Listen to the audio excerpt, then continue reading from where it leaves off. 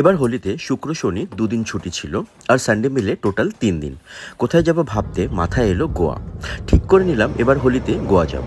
Friday সকাল 7:45-এ কলকাতা থেকে Goa direct flight ছিল। নর্থ গোয়া এয়ারপোর্টটা বেশ সুন্দর। এয়ারপোর্ট থেকে বেরিয়ে বাঁ হাতে গভর্নমেন্ট ট্যাক্সি সার্ভিস থেকে ক্যাব বুক করে চললাম হস্টেলের পথে। আমি অঞ্জনা বিচের একদম পাশে উফার্সে ছিলাম। হস্টেল পৌঁছে দেখি ওদের অলরেডি হোলি পার্টি চলছে। হস্টেলে একটু সময় কাটিয়ে হস্টেলের সামনে থেকে একটা স্কুটার রেন্টে নিয়ে চললাম বাগাতোর বিচের পথে। আমি 3 দিনের জন্য নিয়েছিলাম। পার ডে ওদের রেন্ট 400 থেকে 500 টাকা। তবে খেয়াল রেখো নাম্বারটা যেন কমার্শিয়াল হয়। পার্সোনাল নাম্বার হলে পরে গোয়া পুলিশ তোমায় ধরতে পারে। গোয়ার লোকাল শিয়ার ফিশ মশালা ফ্রাই খেয়ে হস্টেলে ফিরে ফ্রেশ হয়ে বেরিয়ে পড়লাম অঞ্জনা বিচে কার্লিজের পথে। In 400 meters, turn right. কার্লিজের ভেতরটা বেশ সুন্দর। তুমি চাইলে ওখানে সারা রাত একা চুপচাপ বসে থাকতেও পারো। তাছাড়া ওদের প্রচুর অ্যাক্টিভিটিও আছে। ট্রাই করলাম ওদের ক্ল্যামারি ব্যাটার ফ্রাই আর ওরাক, যেটা কিনা গোয়ার একটা লোকাল ড্রিঙ্ক। বেশ অনেকটা সময় বিচে নিজের সঙ্গে কাটিয়ে আমি আমার ডে 1 শেষ করলাম। ডে 2 শুরু করলাম বাবা অরামে ব্রেকফাস্ট দিয়ে। ট্রাই করলাম কম্বুচা ইংলিশ ব্রেকফাস্ট প্ল্যাটার দিয়ে। মাঝে একটু শপিংও করে নিলাম। আসলে মার্চে যে এত গরম হবে বুঝতে পারিনি, তাই ঠিক করে প্যাকিং করতে পারিনি। তারপর চললাম চাপোরা ফোর্টের উদ্দেশ্যে। এখানেই নাকি দিল চাহতা হ্যায় মুভিটার শুটিং হয়েছিল। পাহাড় আর সমুদ্র মিলেমিশে বেশ সুন্দর গোয়া।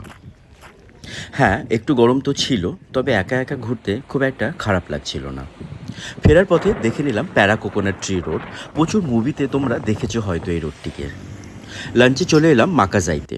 ট্রাই করলাম ডেভিলস প্রন আর গোয়ান কারি। আচ্ছা, এই জায়গাগুলো আমি কিছুটা গুগল করেছিলাম আর বাকিটা তোমরা আমাকে টেক্সটে সাজেস্ট করেছিলে। সো থ্যাংক ইউ তোমাদের সবাইকে। লাঞ্চ করে হস্টেলে ফিরে একটু ফ্রেশ হয়ে বিকেলে গেলাম বাগা বিচের টিটোস লেনে। ডে 2 এর রাতটা প্রায় সেখানেই কাটালাম। ডে 3 শুরু করলাম 1 কাপ স্ট্রং কফি দিয়ে।